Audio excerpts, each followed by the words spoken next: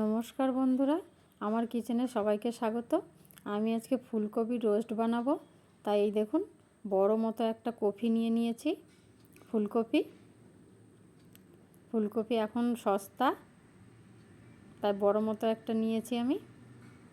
এই দেখুন, ওই সাইজের কেটে ধুয়ে রেখেছি আমি। এবার কড়াই চাপিয়ে কপি আর জল একসঙ্গে দিয়ে দিলাম। সামান্য একটু ভাপ দিয়ে নেব। লবণ দিয়ে দিলাম। এবার একটু ঢাকা দিয়ে দেবো। এবার ফুটে উঠলেই আমি নামিয়ে নেব কপিগুলোকে। এই দেখুন, ফুটে উঠেছে। এবার নামিয়ে নিচ্ছি। এবার নামিয়ে নিয়েছি, আমি জল ঝরাতে দিয়েছি। এবার কড়াইয়ে সরিষার তেল দিয়ে দিলাম। কপিগুলো ভালো করে ভেজে নেব।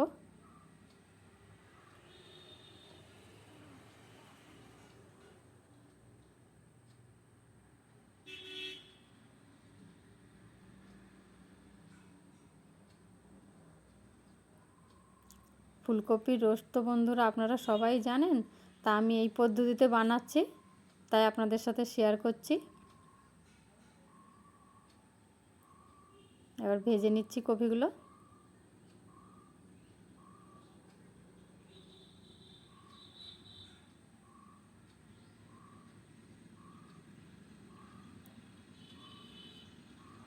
এই দেখুন,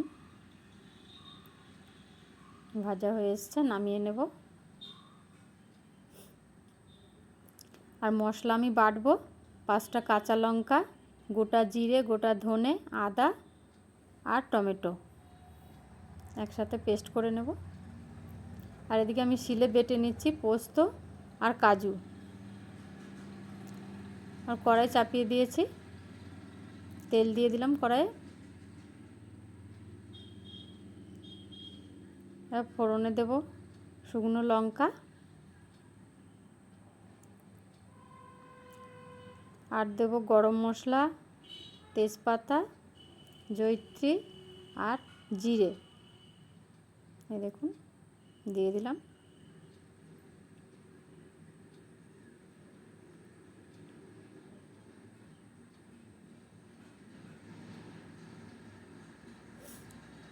এখন দেবো আমি বেটে রেখেছিলাম মশলাটা।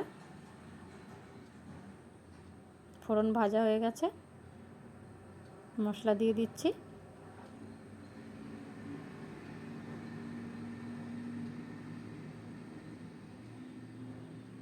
দেখুন,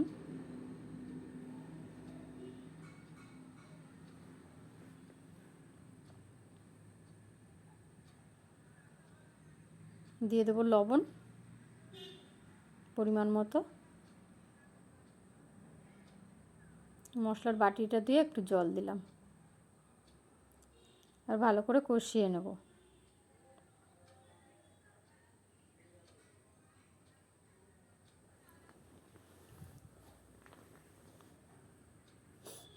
আর দেবো সামান্য একটু হলুদ আর একটু লাল লঙ্কার গুঁড়ো, অল্প পরিমাণে। এবার ভালো করে কষিয়ে নেব।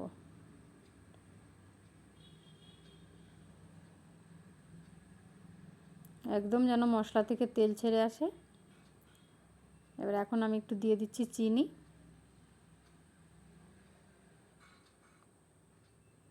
এই দেখুন, মশলা থেকে তেল ছেড়ে আসছে।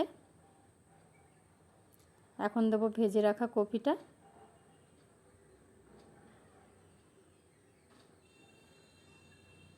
বন্ধুরা, ভিডিওটা যদি ভালো লাগলে একটা লাইক কমেন্ট করবেন।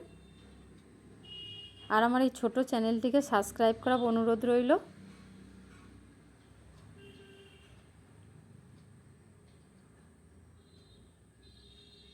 দেখুন, জল দিয়ে দিলাম।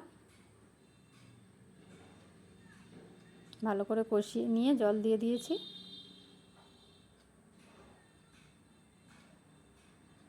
বেশি জল দেব না, কেননা মাখা মাখা হবে এটা।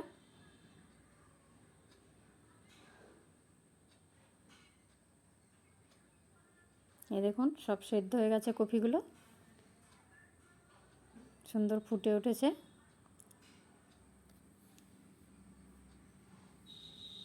আর দেখতেও সুন্দর হয়েছে।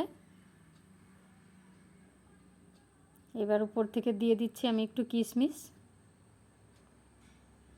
আর বেটে রেখেছিলাম কাজু আর পোস্তটা দিয়ে দিলাম। এবার ভালো করে মিশিয়ে নেবো আলোক আলোক করে।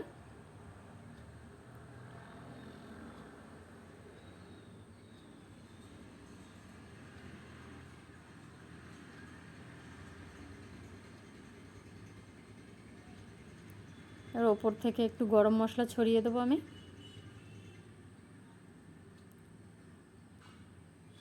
আপনারা চাইলে ঘিও দিতে পারেন, কিন্তু আমি আজকে ঘি দেব না।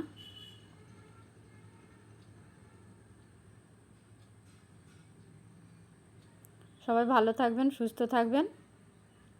আবার এরকম রেসিপি পেতে সামনের দিনে। ধন্যবাদ।